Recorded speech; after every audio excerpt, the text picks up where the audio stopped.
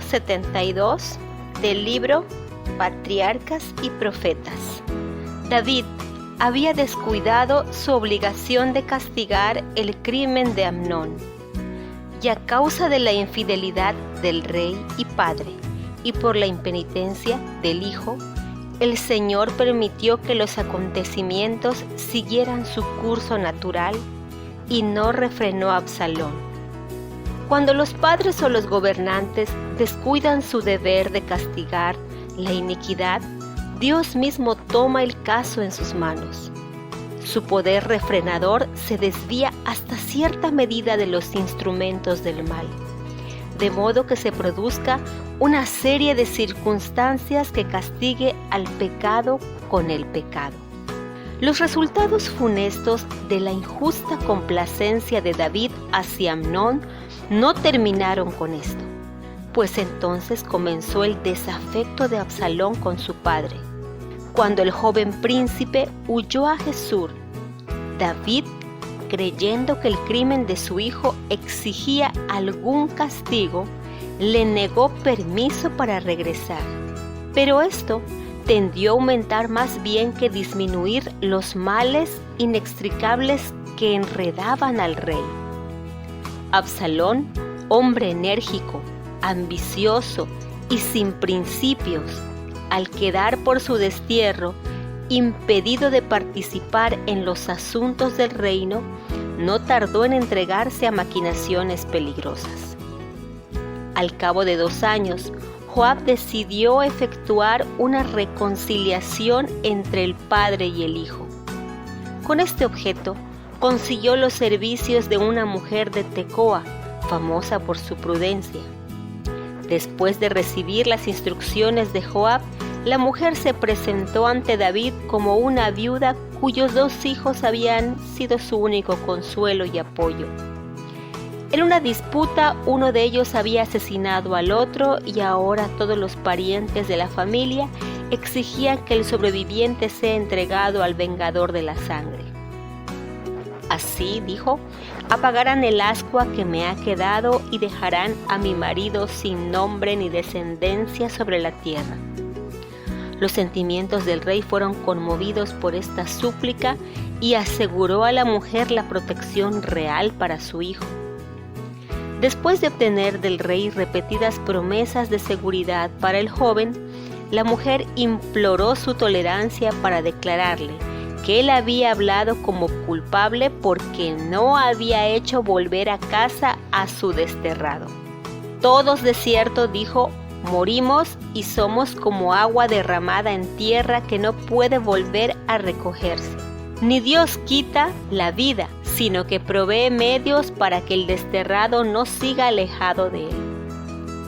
Este cuadro tierno y conmovedor del amor de Dios hacia el pecador, que provenía, como en realidad así era, de Joab, el soldado rudo, es una evidencia sorprendente de cuán familiarizados estaban los israelitas con las grandes verdades de la redención. El rey, sintiendo su propia necesidad de misericordia de Dios, no pudo resistir esta súplica. Ordenó a Joab: vete y haz volver al joven Absalón. Segunda de Samuel 14:21. Se le permitió a Absalón que volviera a Jerusalén, pero no que se presentara en la corte ni ante su padre.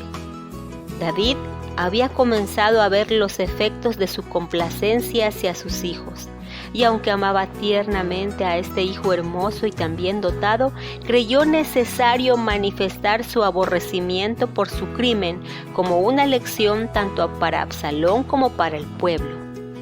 Absalón vivió durante 2 años en su propia casa, pero alejado de la corte.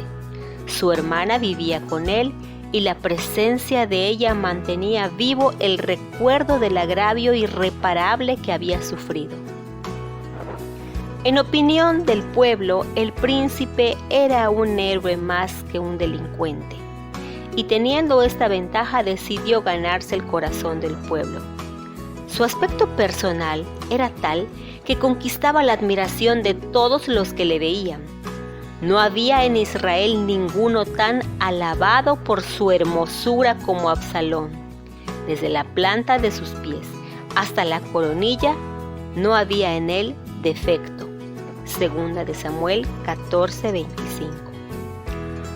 No fue prudente de parte del rey dejar a un hombre de carácter de Absalón, ambicioso, impulsivo y apasionado, para que cavilara durante 2 años sobre supuestos agravios, y la acción de David al permitirle regresar a Jerusalén.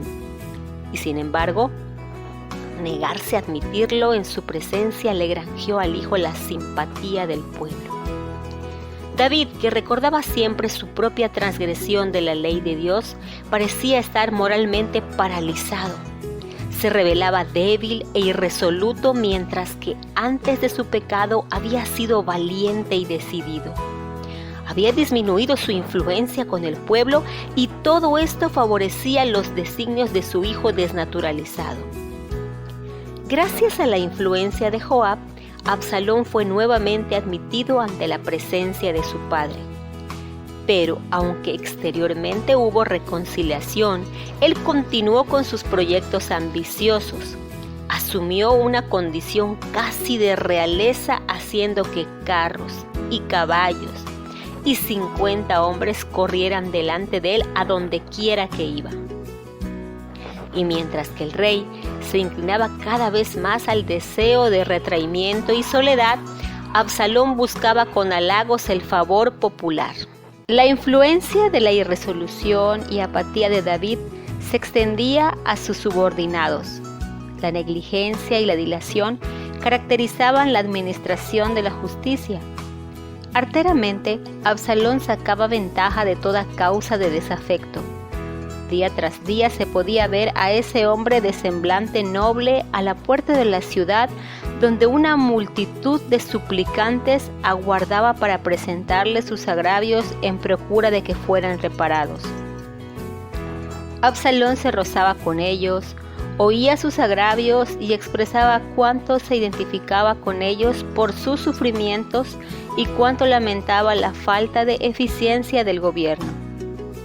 Después de escuchar la historia de un hombre de Israel, el príncipe respondía: «Mira, tus palabras son buenas y justas, pero no tienes quien te oiga de parte del rey». Y añadía Absalón: «¿Quién me pusiera por juez en el país para que vinieran ante mí todos los que tienen pleito o negocio y yo les haría justicia?» Cuando alguno se acercaba para postrarse ante él, le tendía la mano, lo abrazaba y lo besaba. Fomentado por las arteras insinuaciones del príncipe, el descontento con el gobierno cundía rápidamente. Todos los labios alababan a Absalón. Se le tenía generalmente por heredero del trono. El pueblo lo consideraba con orgullo digno del alto puesto y se encendió el deseo de que él ocupara el trono. Así les robaba Absalón el corazón de los de Israel. No obstante, el rey, cegado por el amor a su hijo, no sospechaba nada. La condición de realeza que Absalón había asumido era considerada por David como destinada a honrar su corte, como una expresión de júbilo por la reconciliación. Una vez preparados los ánimos del pueblo para lo que había de seguir, Absalón envió secretamente entre las tribus a hombres escogidos para que concertaran medidas tendientes a una revuelta. Adoptó entonces el manto de la devoción religiosa para ocultar sus propósitos traidores, un voto que había hecho mucho tiempo antes cuando estaba desterrado. Debía cumplirse en Hebrón. Absalón dijo al rey: «Te ruego que me permitas ir a Hebrón a pagar el voto que he prometido a Jehová, porque cuando estaba en Jesús de Siria, tu siervo hizo ese voto. Si Jehová me hace volver a Jerusalén, yo serviré a Jehová».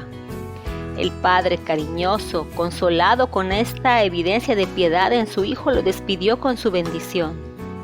La conspiración había madurado completamente. El acto culminante de hipocresía de Absalón tenía por objeto no solo cegar al rey, sino también afirmar la confianza del pueblo y seguir incitándolo a la rebelión contra el rey que Dios había escogido. Absalón salió para Hebrón y fueron con él 200 hombres de Jerusalén por él convidados, los cuales iban inocentemente sin saber nada. Estos hombres fueron con Absalón sin soñar que su amor por el hijo los llevaba a la rebelión contra el padre. Al llegar a Hebrón, Absalón llamó inmediatamente a Aitofel, uno de los principales consejeros de David, hombre de mucha fama por su sabiduría, cuya opinión era considerada tan segura y tan sabia como la de un oráculo. Aitofel se unió a los conspiradores y su apoyo hizo que pareciera asegurado el éxito de la causa de Absalón, y trajo a su estandarte a muchos hombres de influencia de todas partes del reino. Cuando la trompeta de la rebelión sonó, los espías que el príncipe tenía diseminados por todo el país difundieron la noticia de que Absalón era rey, y gran parte del pueblo se congregó alrededor de él. Mientras tanto, la alarma se transmitió al rey en Jerusalén. David se despertó de repente para ver estallar la rebelión cerca de su trono. Su propio hijo, al que amaba y en el cual confiaba, había estado conspirando para apoderarse de la corona e indudablemente para quitarle la vida. En su gran peligro, David sacudió la depresión que por tanto tiempo le había embargado y con el ánimo de la juventud se preparó para hacer frente a esa terrible emergencia. Absalón estaba reuniendo sus fuerzas en Hebrón a una distancia de solo 30 kilómetros. Pronto estarían los rebeldes a las puertas de Jerusalén. Desde su palacio, David contemplaba su capital, hermosa provincia, el gozo de toda la tierra, la ciudad del gran rey, como dice en Salmos 48:2. Lo estremecía el pensamiento de exponerla a la carnicería y a la devastación. Debía llamar en su auxilio a los súbditos que seguían leales al trono y resistir para conservar la capital. Debía permitir que Jerusalén fuera bañada en sangre. Tomó su decisión. Los horrores de la guerra no caerían sobre la ciudad escogida. Abandonaría Jerusalén y luego probaría la fidelidad de su pueblo, dándole una oportunidad de reunirse para apoyarlo. En esta crisis era su deber hacia Dios y hacia su pueblo mantener la autoridad de la cual el cielo lo había investido. Confiaría a Dios la resolución de este conflicto.